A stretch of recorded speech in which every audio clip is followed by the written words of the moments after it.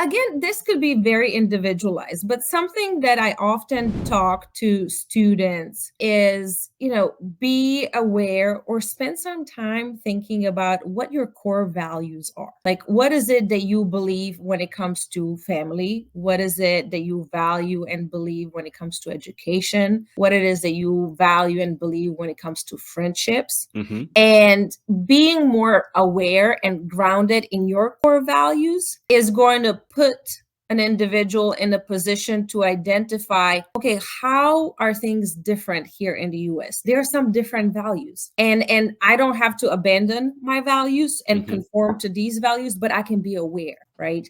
I think one very big thing in my experience working with international student population is that a lot of international students come from collectivistic cultures where, there's a lot of dependence and reliance on family and friends and that immediate network. And when you come here to the US, you don't have anyone.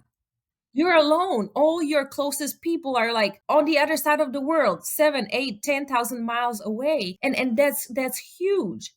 And we often forget that we build those friendships across our lifespan. And now we come here and we are having a difficult time connecting with people or finding people we can trust and rely on. Mm-hmm.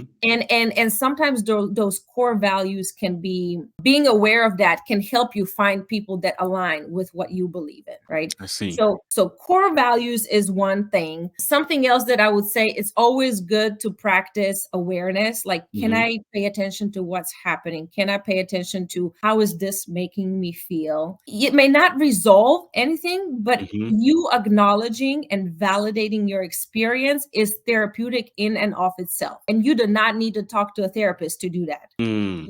Sometimes it's okay to say, you know what, this is really confusing and I don't know what the heck to do with this. But Mm-hmm. I'm just going to sit with being confused for the next 30 seconds and then I'm going to move on and try to figure out what do I do. Can international students, what do you think about how they can find safe spaces or communities where they feel comfortable sharing their struggles? I'm glad you're bringing that up because oftentimes that was exactly my experience too, going through stuff and I don't want to call my mom and Mm-hmm. make her cry and make her sad and then we get off the phone. She's not going to stop being sad. She's going to continue being sad and on top of that worry, and there's nothing she can do. And so in terms of what international students can do, here at UT, I think every university is doing some form of this. You just Okay. may have to look for it and find. But international student scholar offices put up a lot of events. Some of them are to provide you with resources. Others are simply like social gatherings. And I think that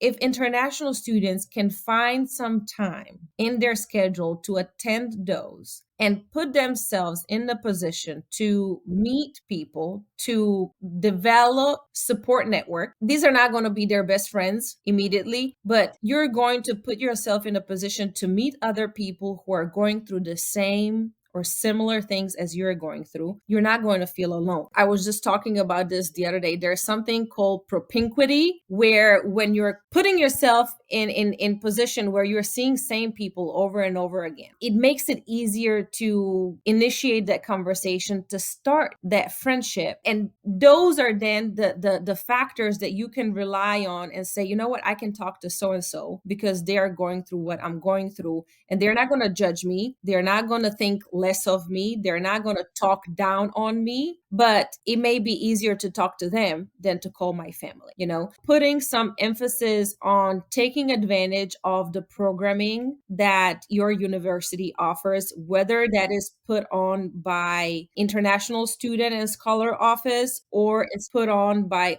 different offices on campus, like career engagement office or counseling and psychological center, or maybe it's put on by multicultural center, or maybe it's put on, I don't know, by scholarship office. Like Mm-hmm. all of these different campus departments have something that they are doing for students. Some of it can be specific to international students, but other programming is for everyone. I see. Those things are all there for students to take advantage of. And I oftentimes use the term like milk the system. You paid for all these things. Go and take advantage of it. Even if you walk out of this with one piece of information, you benefit. Right. Sometimes you may walk out of it with one or two new friends that you didn't have before. And that is easing that part of not feeling alone, preventing you maybe from isolating, and developing you taking the initiative to develop a support network that can help you here. So you're not only depending on people back home. If you're ready to embark on the exciting journey of graduate admission in the United States, make sure you're fully prepared by downloading our free ebook, The International Students Guide to Studying in the United States. Inside, you will find a comprehensive roadmap detailing everything you need to know to succeed. So don't miss out. Click the link in the description section below to download your free copy now.